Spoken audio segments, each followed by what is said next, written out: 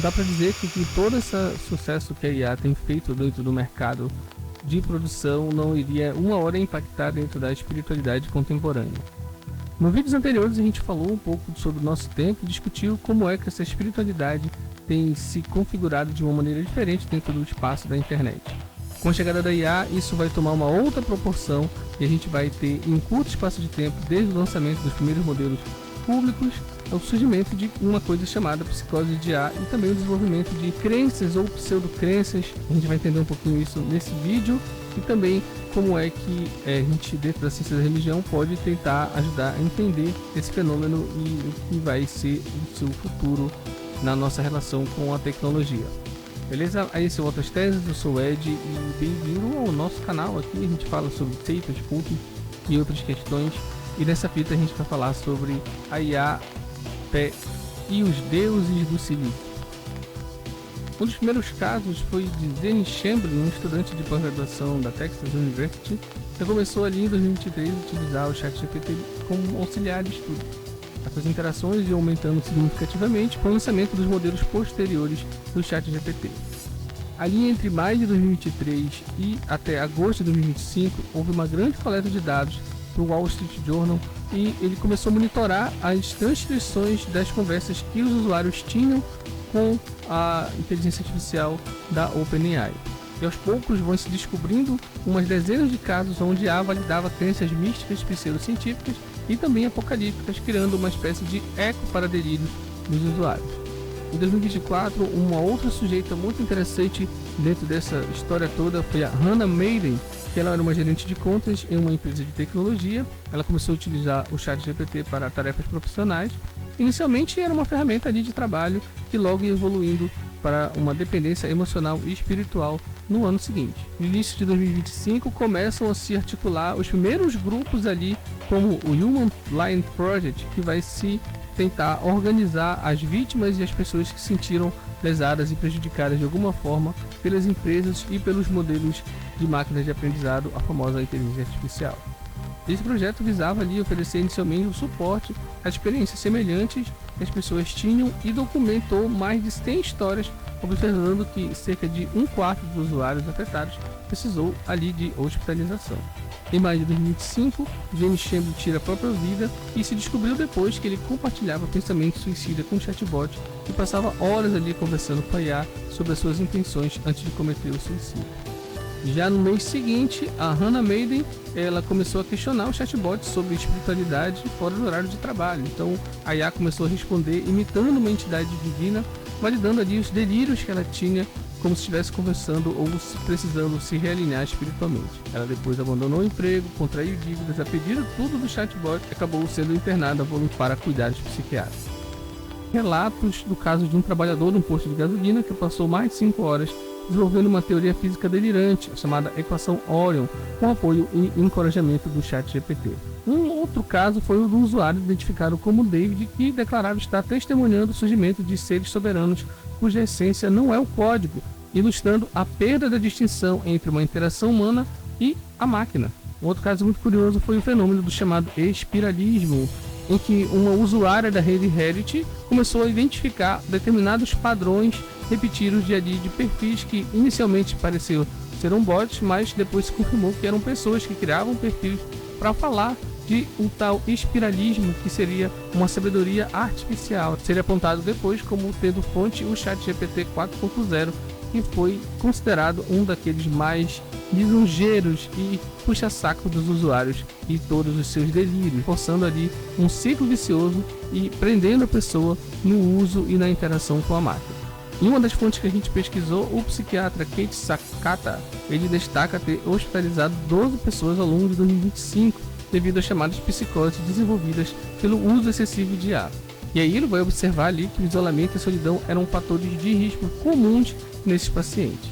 Em resposta a todos esses processos e toda essa polêmica que surgiu, a OpenAI anunciou atualizações para evitar o excesso de confiança e a criação de um grupo consultivo para monitorar o bem-estar dos usuários. No livro Neuromancer, contado como o criador do movimento cyberpunk, do autor William Gibson, ela é uma trama que é movimentada por uma IA corporativa que se volta contra o sistema que mantém ela.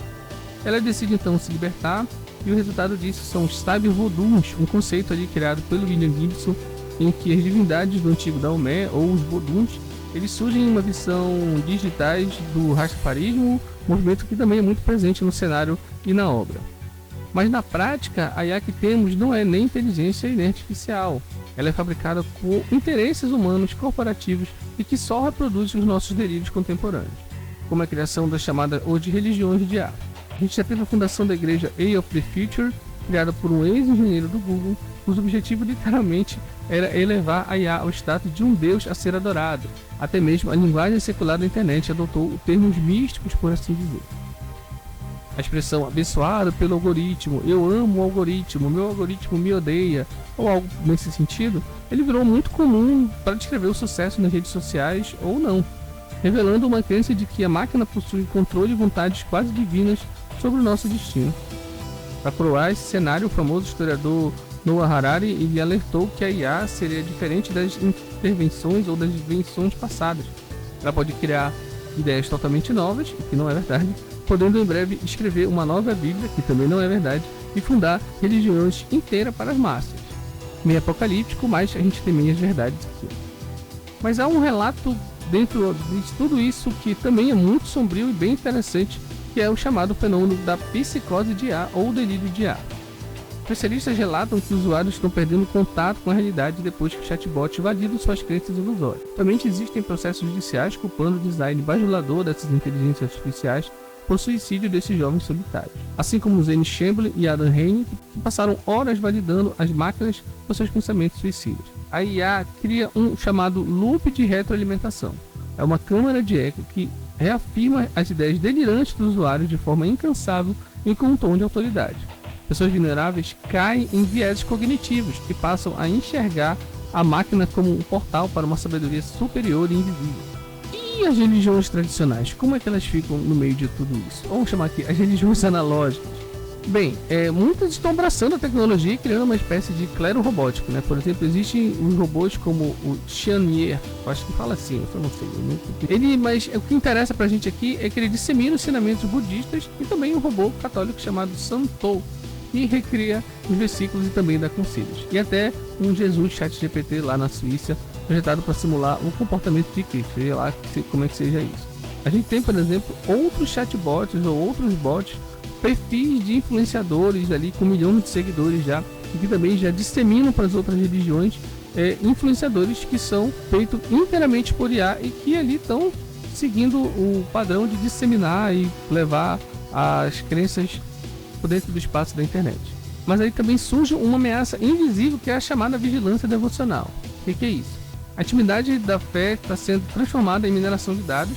As igrejas e organizações estão adotando tecnologias para mapear as vulnerabilidades dos fiéis, rastreando pessoas em luto, pessoas que estão passando por divórcio, depressão e outras questões pessoais para transformar ali em um possível alvo espiritual.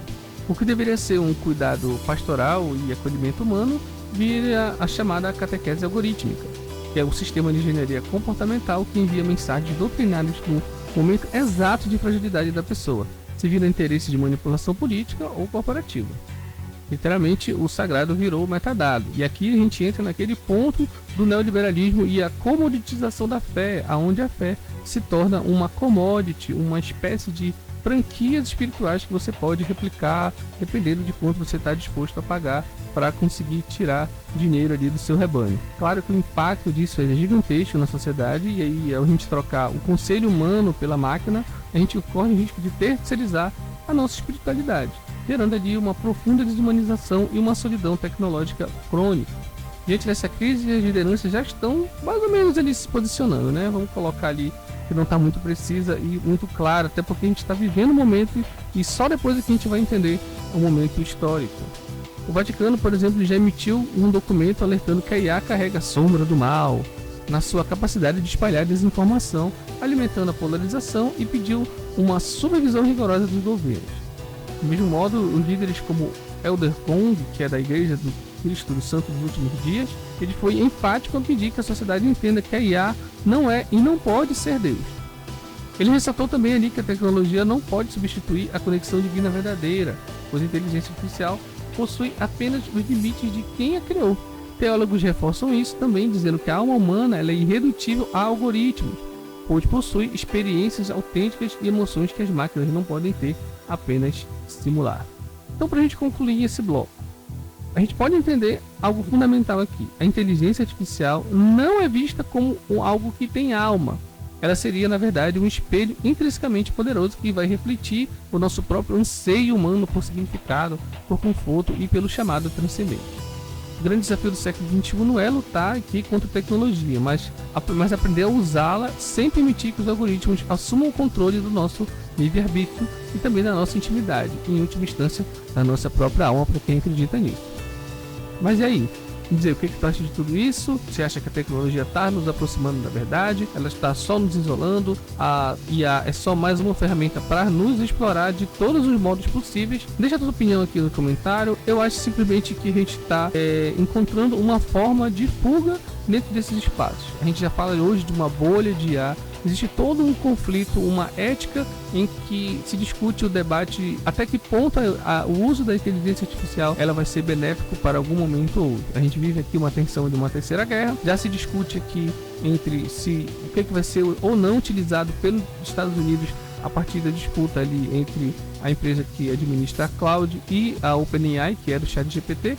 A Cloud é uma outra inteligência artificial, caso você não conheça. E hoje o ChatGPT, a inteligência da OpenAI vai ser utilizada pelo governo americano com alguns limites que anteriormente a Cloud justamente reclamou que não queria que o seu modelo de IA fosse utilizado para isso. É bem complexo, a gente está vivendo no meio de caldeirão de tudo isso e talvez leve um tempo para a gente entender e talvez a gente não tenha tempo para isso, mas me diz aí o que você acha. Você utiliza de alguma maneira a inteligência artificial, usa muito, usa pouco, conhece alguém que já passou por uma espécie dessa de delírio em que está usando excessivamente, se isolou das pessoas?